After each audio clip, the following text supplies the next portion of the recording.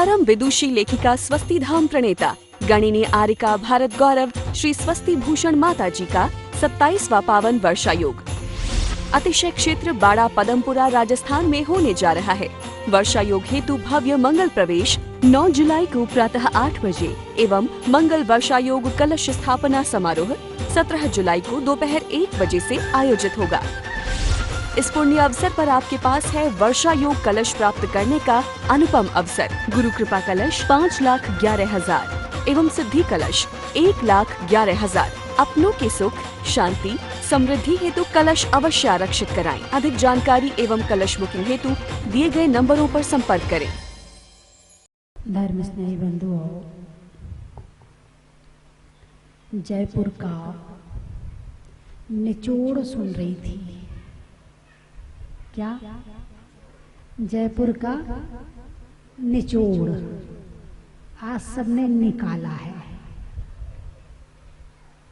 वैसे इस प्रोग्राम की तैयारी इन्होंने कल करी और आज प्रोग्राम करवा दिया। यदि ये प्रोग्राम पहले से तैयारी करते तो शायद कुछ और हो जाता, शायद यहाँ जगह कम पड़ जाती। फिर भी याद आता रहा, वैसे करते रहे। सिपाही हैं। हेमंत जी ने एक बात कही थी, बोले चक्रवर्ती अश्वमेघ यज्ञ करता है फिर घोड़ा छोड़ता है।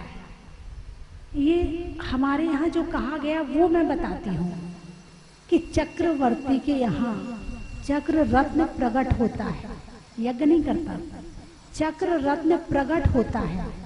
फिर उस चक्र रत्न को आगे रख के वो विजय यात्रा करता है और उसकी विजय यात्रा में उसकी पूरी सेना होती है। उसमें सेनापति होते हैं, अनेक मंत्री होते हैं, मुख्यमंत्री होते हैं, प्रधानमंत्री होते हैं और उसमें पुरोहित होते हैं, बहुत सारी सेना होती है और फिर विजय यात्रा होती है।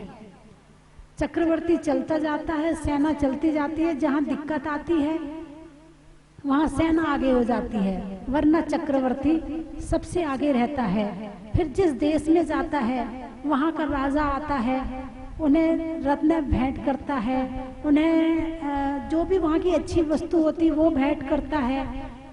जिसने भेंट कर दी मतलब विजय हो गई। ऐसे 6 खंड की विजय चक्रवर्ती करता है। और भरत चक्रवर्ती ने 60,000 वर्ष में 6 खंड की विजय यात्रा पूरी करी थी। कितने वर्ष में? 60,000 वर्ष में। तो जो हेमंत जी ने कहा उनका मैं बताना चाह रही कि ये विजय यात्रा चल रही थी जयपुर की। अरे जितनी जितनी कॉलोनियां थी, एक एक राज्य थे, वो 60,000 वर्ष में थी और ये 80 दिनों में हो गई। अच्छा, जहाँ जहाँ मैं जाती हूँ वहाँ का नाम जरूर लिखती हूँ कि आज का प्रवचन यहाँ हुआ, आज का प्रवचन यहाँ हुआ, सब जगह। तो मैंने अभी टोटल लगाया बैठ के, करीब 70 जगह जा चुकी मैं। 80-85 दिनों में 70 स्थान कवर हो गए हैं।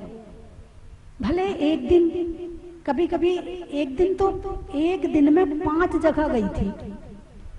वो जो ठोलियान के मंदिर में रात्रि विश्राम किया, फिर जहाँ से रथ यात्रा निकलनी थी वहाँ वो जिनवाणी रथ यात्रा, फिर उस मंदिर में गए, फिर जिस मंदिर में प्रोग्राम वहाँ समापन हुआ, फिर उस मंदिर में प्रोग्राम का समापन हुआ, फिर दूसरे मंदिर में आहार हुआ और फिर 5वें मंदिर में रात्रि विश्राम हुआ। मतलब एक एक दिन में 5-5 जगह भी कवर हुई है। तो वास्तव में मुझे भी ऐसे ही लग रहा है कि जैसे जयपुर में यात्रा नहीं, विजय यात्रा चल रही हो। और वहाँ के जितने राजा महाराजा हैं, अध्यक्ष मंत्री आदि, वो बैंड बाजे लेके और अपनी सेना को लेके तैयार खड़े रहते थे। फिर वहाँ जाके कार्यक्रम होता था, फिर अगला पड़ाव होता था। तो बंधुओं, बड़ा अच्छा लग रहा है और बड़ा अच्छा लगा मुझे इस तरह का जो मैंने जयपुर में एक प्रभाव देखा, जयपुर का एक वातावरण देखा। जयपुर में आप लोगों ने बता दिया कि क्या क्या हुआ, क्या क्या हुआ, क्या क्या हुआ, बहुत कुछ बताया। एक चीज छूट गई, कहो तो मैं बता दूं।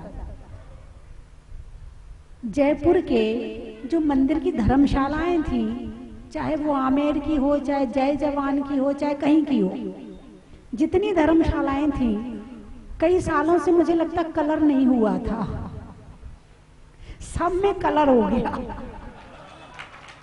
सबकी साफ सफाई हो गई इस बहाने। मैं अब देखो, इसको पुण्य कहो कि पाप कहो। अच्छा, मेरे आने के पहले वो तैयारी कर रहे हैं और कलर करवा रहे हैं। अब ये पुण्य है या पाप ये मैं नहीं कह सकती, लेकिन जब मैं वहां जाती मुझे स्मेल आती, मुझे बैठना मुश्किल हो जाता। मतलब मिक्स था, पुण्य भी था और अनुकूलता और प्रतिकूलता दोनों साथ ले। अब इनको क्या पता, उनको तो ये लग रहा था अरे माता जी आ रही है, चमका हुआ देखेंगी तो बड़ा अच्छा लगेगा। लेकिन आपने जो कुछ किया वो बहुत अच्छा किया, बहुत भक्ति के साथ किया, और इन 4 महीनों में आपने काफी कर्मों की निर्जरा करी। श्रावक के जीवन में भक्ति प्रमुख होती है। दानम पूजा मुखम, दान और पूजा, पूजा का मतलब भक्ति, पूजा का मतलब भक्ति। श्रावक के जीवन में दान और भक्ति का महत्व है, और साधु के जीवन में ज्ञान और ध्यान का महत्व है। वो आपने 4 महीने में करके दिखा दिया। और जैसे चक्रवर्ती की सेना साथ चलती थी, ऐसे प्रवास समिति साथ चलती थी। उसमें कोई मुख्यमंत्री था, कोई प्रधानमंत्री था, कोई सेनापति था। अब कौन कौन था वो अपनी पोस्ट अपने आप ले लेना, मैं पोस्ट मैं नहीं दे रही हूँ, अपने आप ले लेना। तो जयपुर का प्रवास तो जबकि मुझे जाना तो मुरैना था, लेकिन कुछ ऐसा संयोग रहा कि जयपुर में ही रुकना हो गया। कारण क्या रहा, कुछ भी हो सकता है। एक गर्मी भी इसका एक कारण है। मैंने जो गर्मी महसूस करी कि भाई इतनी गर्मी में अब बिहार नहीं हो सकता है, तो एक कारण ये भी है, और उस कारण से फिर इतना ज्यादा यहाँ रुकना हो गया। और पदमपुरा का तो अतिशय अपने आप में है। जैसा कि हमारे सुधीर जी ने कहा था कि माता जी आना आपके हाथ में है, जाना आपके हाथ में नहीं है। और वही हुआ, वहां 46 दिन रुक के आई, और उस 46 दिन का प्रभाव ये रहा कि अब दोबारा फिर जा रही हूँ, दोबारा फिर जाना हो रहा है। तो अब दोबारा तो 46 दिन नहीं, अब तो 105 दिन नहीं, अब आगे भी देखना है अब तो मुझे। अब यदि आप मत कहो, आपने कह दिया तो फिर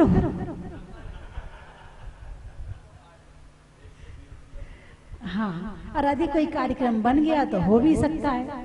अभी हम ये भी नहीं कह सकते कि नहीं हो सकता। राजकुमार जी से बात चल रही है, अब यदि कमेटी से चर्चा होगी और यदि वो कार्य हो गया तो शायद रुकना हो भी जाएगा, और वो काम यदि आगे बढ़ गया तो फिर आगे की आगे देखूंगी, आगे फिर क्या होता है ना। तो अभी पदमपुरा में बहुत सारे काम करवाने हैं। अभी सुधीर जी ने कहा था माता जी भी बहुत सारा इतिहास बनना है। अभी कल ही कोई व्यक्ति आए थे, बोले माता जी आप 2-4 महीनों में कोई इतिहास बनाओगी। मैंने कहा आपको कैसे पता? बोले मुझे जन्म से गॉड गिफ्ट है कि जो सामने वाले के लिए बोल देता हूँ वो हो जाता। कल उसने कहा और आज सुधीर जी ने कह दिया।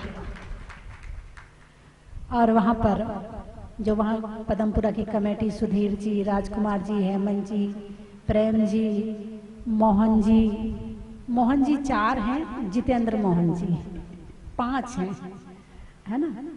तो बड़ा अच्छा लगा। और इस जयपुर की प्रवास में हमारे प्रवास समिति में कमल बाबू, शिखर चंद जी और चेतन जी, रमेश जी का नाम सबसे आखिरी में लूंगी, हैं चेतन जी, प्रदीप जी, विनोद जी और रमेश जी तिजारिया, अजय जी, दीपक बिलाला, दीपक बोहरा और सुबोध जी, और हमारे क्या नाम है भैया का,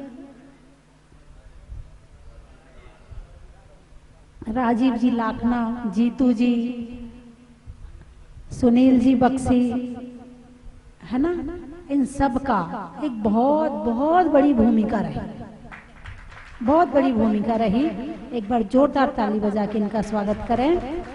और इन सब में अग्रणी रमेश जी, माणक जी, कैलाश चंद जी, और एक नाम और क्या था, फूलचंद जी। फूलचंद जी की खुशबू अब महक रही है, उनकी खुशबू अभी तक आ रही है। हाँ, वो पीढ़ी होती है कि हर तीसरी चौथी पीढ़ी में परिवर्तन आता है, तो वो परिवर्तन अब आया है।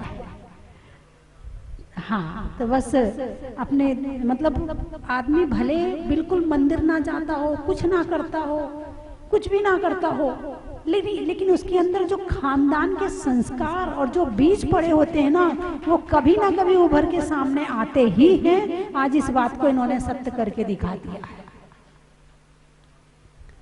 और आज जो कहते हैं ना कि भाई इसमें शादी कर लो, दूसरी जाति में कर लो, क्या होता है क्या होता है, मैं नहीं मानती। मैं तो ये मानती हूँ कि जो जिस जाति का है, और इसमें भी आप लोग खंडेलवाल है तो खंडेलवाल में करो, इसका भी बहुत फर्क पड़ता है। और जो आने वाली, तुम्हें नहीं पड़ता है, जो आने वाली पीढ़ी है इसके ऊपर फर्क पड़ता है। और सिद्धार्थनगर के आशीष जी, ये भी काफी लास्ट में दोबारा आए, लौट के आए।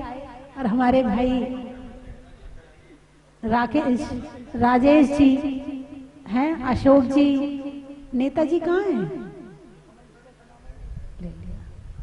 हाँ हैं, हाँ है ना।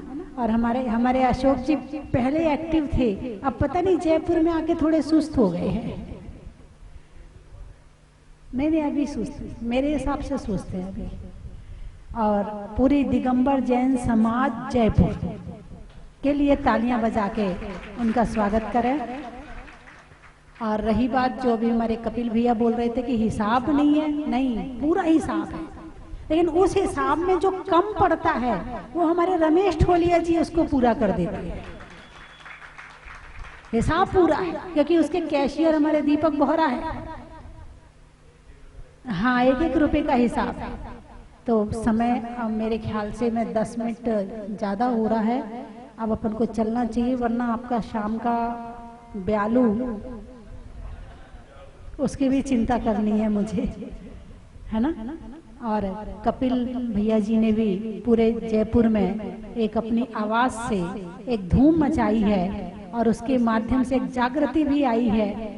और जागृति तो पूरा जयपुर जाग गया। अभी मेरी इंदिरा जी कह रही थी, माता जी आप जा रही हो, हमें छोड़ के जा रही हो। मैंने कहा जब मैं आई थी ना तब हम केवल 5, 7, 10 माता जी थे, अब हम 50, 60 साधु को छोड़ के जा रहे हैं। सारी याद हो जाता है कि आज का क्या रहा। आप लोग जयपुर वालों ने बहुत कुछ लाभ लिया है और अभी लेंगे भी। अभी तो माता जी का उदय हुआ है, अभी तो बहुत समय है और इस देश को इन माता से बहुत कुछ मिलने वाला है, इसमें कोई संशय नहीं है। मैंने हम पत्रिका निकालते हैं जयराग संदेश, उसके अंदर ही पूरा प्रश्न में मैंने यही सब बातें लिखी कि ऐसी बात चलने में माँ। और जो अभी बंदे इतने सरल स्वभावी, बहुत मतलब अब हमको ये बात निश्चित है कि आपका चतुर्मास पदमपुरा में होने जा रहा है। हालांकि मैंने उस पुस्तक में ये लिखा कि अगर जयपुर में हुआ होता तो एक ऐतिहासिक चतुर्मास हुआ होता और उसके अंदर जो मतलब जनता को लाभ मिलता वो अतुलनीय था। लेकिन जो भी है, अब हमें ये प्रयास करना चाहिए कि हम मतलब 1 हफ्ते में एक बार तो आओ। तो माता जी ये तो मैं बिल्कुल निश्चित आश्वासन अपने मन में ही देता हूँ कि हफ्ते में एक बार तो आपके सानिध्य में आपका आशीर्वाद लेने जरूर पधारेंगे। कमल बाबूजी जो मेरे पिता समान है, उन्होंने मेरे को पग पग पे हर चीज में मेरे को बोला कि मैं तेरे साथ हूँ। अभी चतुर्मास में भी वो ये बोलते हैं कि मैं आ नहीं पाऊंगा, लेकिन आप मेरे से रोज राय लेना, मैं कभी भी आने की जरूरत पड़ी तो भी आऊंगा। और मेरे साथ में चेतन निमोड़िया जी जो मेरे घर पे आए थे सुबह पहले बिना नहा के, बोला यार भाई साहब क्या करें, मैं माता जी को लेके आना है। विनोद जी भाई साहब भी थे, प्रदीप जी लाला भी थे, तो मैं माता जी ऐसे कैसे आएगी। बोला अपन चलते हैं। तो मैंने बोला कैसे प्रोग्राम बनाए। मात्र 1.5 घंटे में हम 5 जने उन्हें प्रोग्राम बनाया और टेम्पो ट्रेवल करके हम 13 जने 2 घंटे में तो रवाना हो गए। और वहां माता जी के सामने हमने बोला माता जी जयपुर के लिए, तो माता जी ने बोला अभी बताते हैं।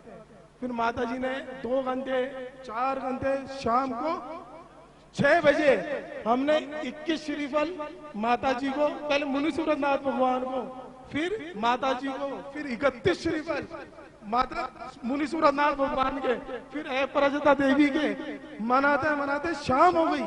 माता जी बोली नहीं बताती हूँ। फिर मैंने बोला माता जी जाजपुर से निकलोगे तो चाहे 1 महीने के लिए निकलना, चाहे 15 दिन के लिए, तो जयपुर के लिए निकलना, नहीं तो और कहीं नहीं। तो फिर माता जी ने आश्वासन दिया और जयपुर की पब्लिक, जयपुर की जो जनता है जैन समाज की, उन्होंने मेरा पूरा साथ भी दिया कि माता जी मात्र 1-1.5 महीने के लिए जयपुर आई थी।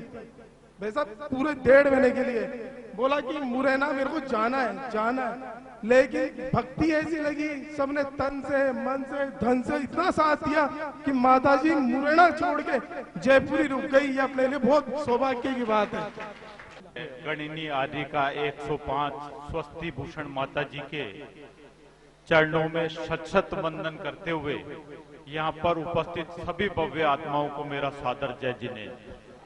आज निश्चित ही गौरव का दिन है और प्रताप नगर सेक्टर 8 को ये सौभाग्य प्राप्त हुआ है कि माता जी का पद विहार जब चतुर्मास के लिए हो रहा है तो ये लगभग अंतिम पड़ाव अपन कह सकते हैं।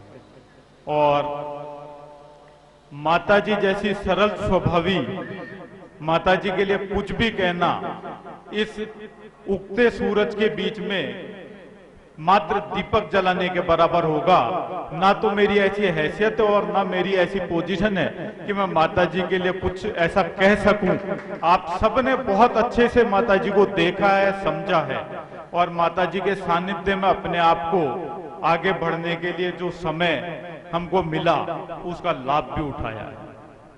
ऐसी सौम्य माता जी जिनके लिए अभी रमेश जी भाई साहब भी कह रहे थे कि श्रीफल 1 महीने के लिए छड़ा करके माता जी जयपुर आई और जयपुर वालों ने जिस आनंद का परिचय दिया कि माता जी ही इतनी सराबोर हो गई कि जयपुर में चतुर्मास तक के लिए उन्होंने स्वीकृति दी थी। अनुभव मेरे से पूर्व वक्ताओं ने माता जी के प्रवास के बारे में काफी विस्तार से प्रकाश डाल चुके हैं वो लोग। मैं तो एक ही बात कहूंगा कि जिस दिन श्रीमान रमेश जी ठोलिया का फोन, मैं जब गाड़ी चला रहा था फोन आया अचानक कि विनोद जी एक अर्जेंट काम है, आपसे घर आ सकते हो। मैं और चेतन को लेकर के उनके घर पे चला गया। बोले यार माता जी को जयपुर लाने का प्रोग्राम है, माता जी का कोटा का प्रवास बन रहा है। चूंकि दिमाग में कोई रूपरेखा नहीं थी, कोई पहले से जानकारी नहीं थी, मैंने कहा रमेश जी साहब ऐसे कहने से माता जी आ जाएगी। माता जी बहुत बड़ी माता जी, पूरे भारतवर्ष में प्रसिद्ध और इतना बड़ा अच्छे क्षेत्र का निर्माण माता जी ने कराया। मैं कहा यार ये तो आप मजाक कर रहे हो। बोले अपन चलते हैं, माता जी से निवेदन करते हैं, जैसा भी होता है। एक बार हमारे काजी अचानक ही उठ करके मगर तो आधा घंटे बाद ही हम लोग तुरंत जहाजपुर के लिए रवाना हो गए बिना किसी विचार के। आप देखिए भगवान का चमत्कार, आज से देखिए हम लोग कोई दिमाग में विचार नहीं था कुछ। वहां जाके माता जी से निवेदन किया, माता जी के कोटा का पूरा करीब प्रोग्राम फाइनल सा चल रहा था। अगर उस दिन हो सकता हम लोग नहीं जाते तो शायद जयपुर वासियों को ये जो मौका, ये जो धर्म की गंगा का जो माता जी के सानिध्य जो प्रवास 4.5-5 महीने का मिला है, वो मैं लगता था मेरे को शायद उस दिन अगर नहीं पहुंचते तो ये मिलना बहुत मुश्किल काम था। हमारे लिए जब से माता जी आई हैं तब से हम महिलाओं के लिए तो बहुत ही गौरव की बात रही है कि हमारे ऊपर कोई ऐसा है जो सबसे ऊपर है, जहाँ उनके ऊपर अभी यहाँ कोई नहीं है। तो हमारे लिए तो गौरव की बात रही। हमें सौभाग्य में भी मिला गुरु माँ के सानिध्य में, लेकिन बहुत ज्यादा नहीं मिला, थोड़ा ही हम जा पाए थे क्योंकि हम महिलाओं के ऊपर व्यस्तता गुरु थोड़ी ज्यादा होती है, घर गृहस्थी और दोनों तरफ का भी काम संभालना पड़ता है। जब माता जी आई थी तब एक उत्साह था जैसे किसी को जैसे देखने का होता है ना कि कोई हीरो हीरोइन आते हैं उनको देखने जाना है, प्रधानमंत्री आए उनको देखने जाना है, ऐसे गुरुवा हमें एक ऐसा था कि माता जी कैसी हैं। शायद सबने उस समय तक नहीं देखा था कि स्वस्ति भूषण माता जी कैसी है, बस ये पता था कि उन्होंने स्वस्ति धाम बनाया है, जहाजपुर का मंदिर बनाया है, लेकिन जिन्होंने वो मंदिर बनाया है वो है कैसी। लेकिन सबने जब आपको देखा तो एक अलग ही उत्साह था लोगों में, कितनी सरल स्वभाव और इतनी साधारण, मतलब ऐसा सोचा था बहुत ऐसा होंगे हम उनके पास जाकर बात कैसे करेंगे, कैसे उनके पास बैठेंगे। हम तो अपने आप को इस योग्य भी नहीं मान रहे थे, लेकिन जब आपको देखा और आपके पास बैठा तो ऐसा लगा कि अरे हम तो वर्षों से गुरु माँ के चरणों में थे और वर्षों से जान रहे थे कि माता जी कैसी हैं। माता जी मैं क्या बताऊं, मेरे तो इतने चमत्कार हैं कि मैं गिनाता रहूं तो भी कम नहीं होंगे, क्योंकि जैसे जैसे मैं आपसे जुड़ता गया वैसे मैं सोच भी नहीं पाया था कि मैं आप लोगों के साथ ऐसा जुड़ जाऊं। जब हमारे माणक जी के पापा कैलाश जी भाई साहब और रमेश जी ये जुड़े तो मैं यार ये भाई, जब तक मैं आज से 15 साल पहले मैं इनको कुछ भी नहीं समझता था, इनको मैं ये भी नहीं कहता था कि यार ये क्या अपने साथ जुड़े हुए हैं। मगर क्या है कि जब इनके बाबा का नाम जयपुर में था, मालीराम फूलचंद के नाम से जवाहरात के अंदर एक अलग नाम था, जो इन्होंने जो अलग जगाई है वो इनके दादा का काम पोतों ने जगा दिया पूरे जयपुर में, जो इसको कोई भूल नहीं सकता। और मैं जब श्योपुर से जुड़ा, श्योपुर में आपके यहाँ शरीफल बैठ गया, तो मैंने कैलाश जी भाई साहब को, क्योंकि मैं आपका इतना नजदीक नहीं था, मगर क्या है कि मैंने कैलाश जी भाई साहब, मगर कैलाश जी भाई साहब आप कल्याण नगर में मुनि सुब्रत नाथ भगवान के शरीफल में साथ में आप मेरे साथ चलेंगे और इसकी व्यवस्था सारी आपको कराएंगे, क्योंकि मेरे यहाँ आने वाला कोई वैसे नहीं था। मगर माताजी को मैंने सारी चीजें बताई थी पहले भी कि माताजी और राजकुमार जी भाई साहब के सानिध्य में ये मंदिर मुनि सुब्रत नाथ भगवान का जो बना, इन्होंने एक ही चीज कही थी कि तू खड़ा रहेगा तो ये मंदिर बन जाएगा। आज कम से कम 100 से 150 आदमी रोज दर्शन करते हैं और इतना अचीवमेंट है, मैं जितने गुण गाऊं उतने कम है। पिछले 22-24 सालों से जुड़ा हूं। माता जी के जो परंपरा के आचार्य थे ज्ञान सागर जी, वो हमारे गुरु हैं। उनसे ही हमने मुनियों की सेवा करना, समाज में उठना बैठना सब उनसे सीखा, और आज उनके आशीर्वाद से हम जिस रास्ते पे भी चल रहे हैं सब उनका आशीर्वाद है। जब जहाजपुर में मुनुसतनाथ भगवान का प्रादुर्भाव हुआ तो मूर्ति निकलने के 2 या तीसरे दिन ही हम जहाजपुर पहुंचे, और उस दिन या उसके एक दिन पहले माता जी वहां जहाजपुर आई। माता जी को देखने के बाद एक ऐसा आकर्षण लगा कि जितना आकर्षण मुनुसतनाथ भगवान की मूर्ति में है उतना ही आकर्षण माता जी के चेहरे में भी है। जिन्होंने एक बार माता जी को देख लिया और माता जी की दृष्टि उस पर पड़ गई, वो व्यक्ति का जीवन धन्य हो गया। और आज उसका जो स्वरूप आप देख रहे हैं, एक भव्य मंदिर कितने छोटे समय में माता जी ने जहाजपुर में निर्माण करवाया, वो आप सबके समक्ष है। माता जी का जब जयपुर की ओर प्रवास प्रारंभ हुआ और माता जी पदमपुरा में आई तो हमारी खुशियों का ठिकाना नहीं रहा, क्योंकि माता जी ये मात्र आ तो 1.5 दिन के लिए रही थी पदमपुरा, लेकिन फिर भी क्या था कि नया साल माता जी के आशीर्वाद के साथ मनाएंगे। माता जी का 46 दिन पदमपुरा में प्रवास रहा। उसके पश्चात माता जी जयपुर के अंदर आई, और हमने, चूंकि मैं ज्योतिनगर रहता हूं और हमारे चैतालय में राजकुमार जी भाई साहब ने कहा कि थोड़ा सा इस वेदी के अंदर इस तरह से काम कराओ और इसको वापस से इसको तैयार कराओ, और हमारे भाव हुए कि वेदी में सोने का काम वगैरह भी करवाएं, सब कराएं। माता जी जब कॉलोनी में आई, हमने माता जी को पूछा, मैंने माता जी ये काम कराना चाहते हैं, माता जी ने कहा कराओ। अब माता जी कह के चली गई कि कराओ। हमने काम में भगवान को विराजमान भी कर दिया, दूसरे स्थान पे काम शुरू कर दिया। एक बार मुहूर्त निकाला, 2 बार मुहूर्त निकाला, जब भी मुहूर्त निकाले जब विघ्न आ जावे। क्यों माता जी से हम बात करने गए, माता जी इसका वेदी प्रतिष्ठा का, माता जी ने कहा 25 मई के बाद, और 25 मई में था 1.5 महीने का अंतर। समाज वाले बोले 1.5 महीने से क्या करेंगे, अपने तो कर लो। हमने 2 बार मुहूर्त निकला है, दोनों बार मुहूर्त, कोई न कोई कारण ऐसा हुआ कि वो हुआ ही नहीं, मुहूर्त वेदी प्रतिष्ठा ही नहीं हुई। आखिरकार सबने एक ही मन बनाया कि अब जब भी माता जी आएंगी 1 महीने में और 2 महीने अपने कॉलोनी में जब दोबारा आएंगी तभी वेदी प्रतिष्ठा कराएंगी। और मैं आपको बताता हूँ माता जी के प्रताप से इतना शानदार कार्यक्रम हुआ वेदी प्रतिष्ठा का, माता जी स्वयं उस वेदी को भगवान अपने हाथों से विराजमान करवा के आई। जयपुर में माता जी का जो प्रवास हुआ उससे पूरा जयपुर कृतज्ञ हो गया। ऐसे ऐसे आयोजन हुए जो कल्पना से बाहर थे। माता जी, मैं आपसे एक बात निवेदन करना चाहूंगा। मैं तो पदमपुरा की बात करूंगा। पदमपुरा वाले आपके प्रति क्या कृतज्ञता भाव अर्जित करें, निवेदन करें। 7 साल से विचार चल रहा था और 7 साल से विचार केवल पुस्तकों में चल रहा था। आप आए और शायद आने के दूसरे दिन ही हमने आपके सामने विचार रखा और तीसरे दिन वो विचार कार्य में परिणित हो गया। ये चरण पड़ते हैं किसी के, जब शुभ चरण पड़ते हैं किसी भू पे, किसी के। पावन भूमि है पदमपुरा की, लेकिन किन्हीं चरणों का इंतजार था और वो चरण पड़े और वर्षों के इंतजार जो पूरे पदमपुरा वासियों को ही नहीं, इस प्रदेश वासियों का था, एक भव्य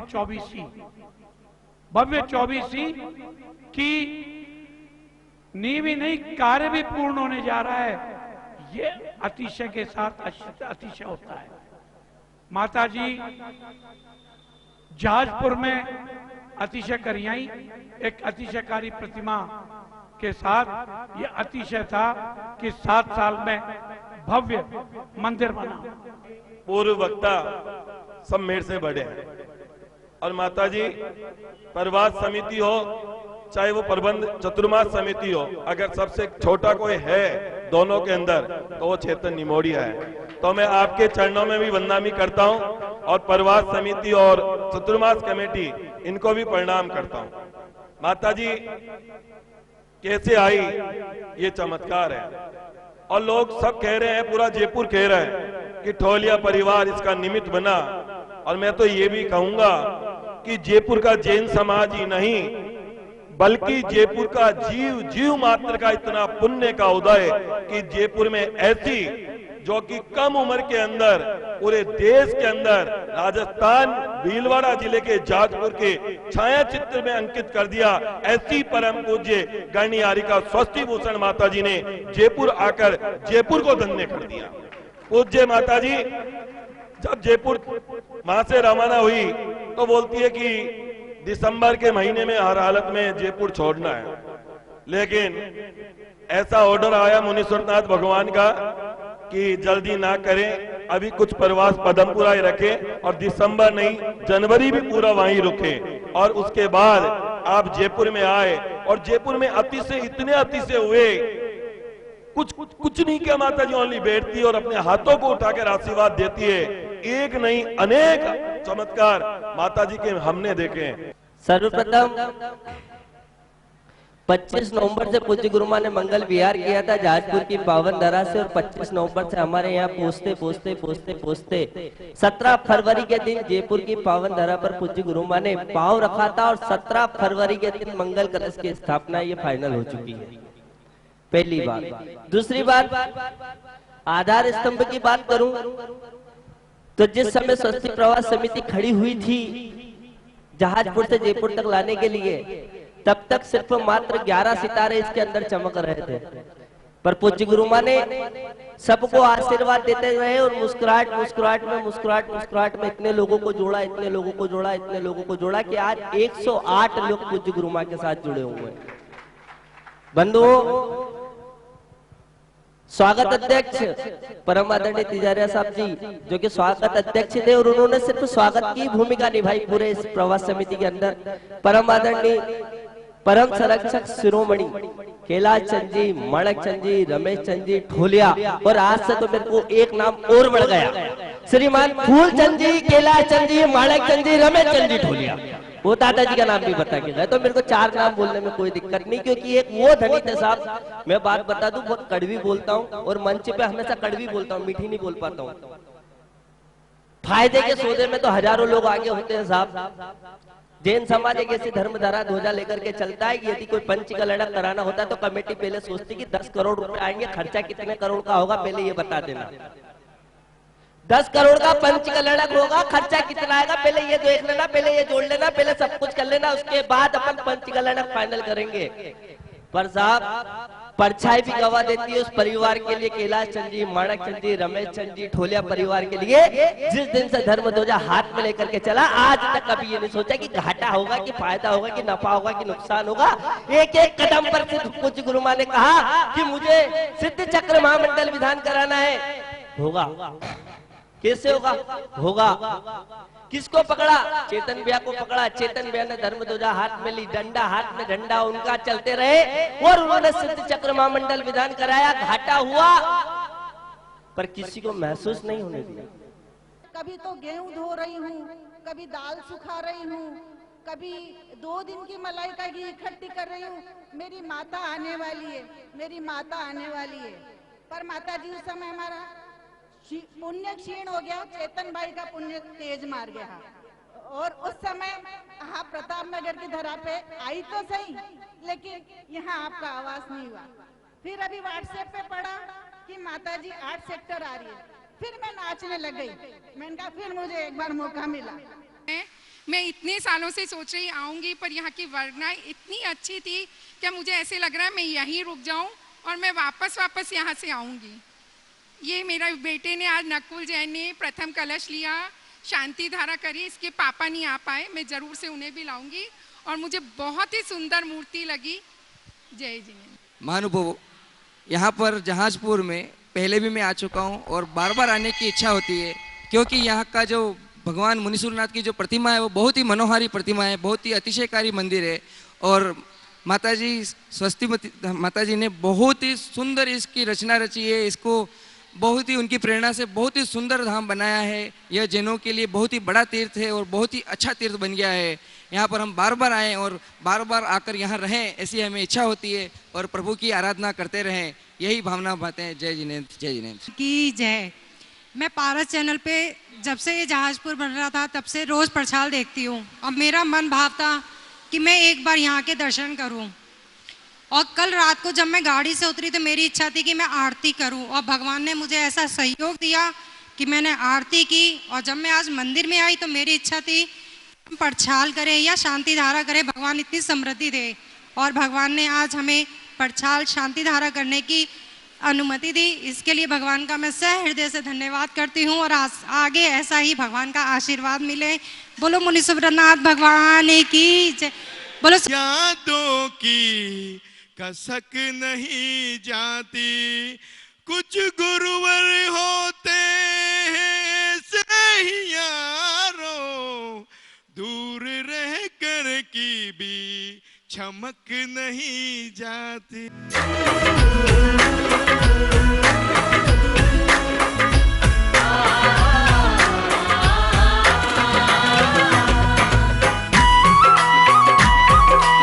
चन की थाल को सजाओ रे आज, रत्नों की थाल को भर लाओ रे आज।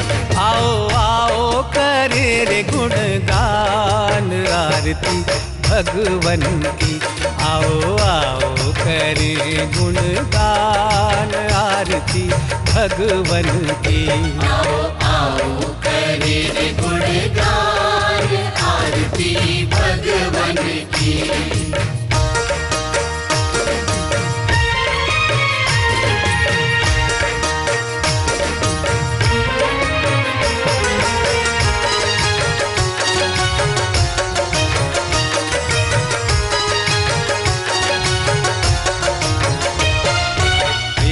सुमित्र के राज दुलारे, माँ पद्मा जी के नैनों के परम विदुषी लेखिका स्वस्ति धाम प्रणेता गणिनी आरिका भारत गौरव श्री स्वस्ति भूषण माता जी का 27वां पावन वर्षायोग अतिशय क्षेत्र बाड़ा पदमपुरा राजस्थान में होने जा रहा है। वर्षायोग हेतु भव्य मंगल प्रवेश 9 जुलाई को प्रातः 8 बजे एवं मंगल वर्षायोग कलश स्थापना समारोह 17 जुलाई को दोपहर 1 बजे से आयोजित होगा। इस पुण्य अवसर पर आपके पास है वर्षा योग कलश प्राप्त करने का अनुपम अवसर। गुरु कृपा कलश 5,11,000 एवं सिद्धि कलश 1,11,000। अपनों के सुख, शांति, समृद्धि हेतु कलश अवश्य आरक्षित कराएं। अधिक जानकारी एवं कलश बुकिंग हेतु दिए गए नंबरों पर संपर्क करें। परम विदुषी लेखिका गणिनी आरिका रत्न श्री 105 स्वस्ति भूषण माताजी, जिन्होंने मात्र 20 वर्ष में 100 से भी अधिक किताबें लिखकर जैन समाज को अनूठा योगदान दिया है। बड़े बड़े विधान जैसे कल्पद्रुम महामंडल विधान, सिद्ध चक्र महामंडल विधान, इंद्रध्वज महामंडल विधान एवं विशेष जिनपद, पूजांजलि आदि महत्वपूर्ण साहित्य बहुत ही सरल व सुबोध शैली में लिखे हैं, जिसमें गद्य एवं पद्य साहित्य भी समाहित है। इन महान साहित्यों को पढ़कर आप भी अपने ज्ञान का विकास कर सकते हैं। साहित्य प्राप्त करने हेतु आज ही संपर्क करें। संपर्क सूत्र 7906062500 98683 45768।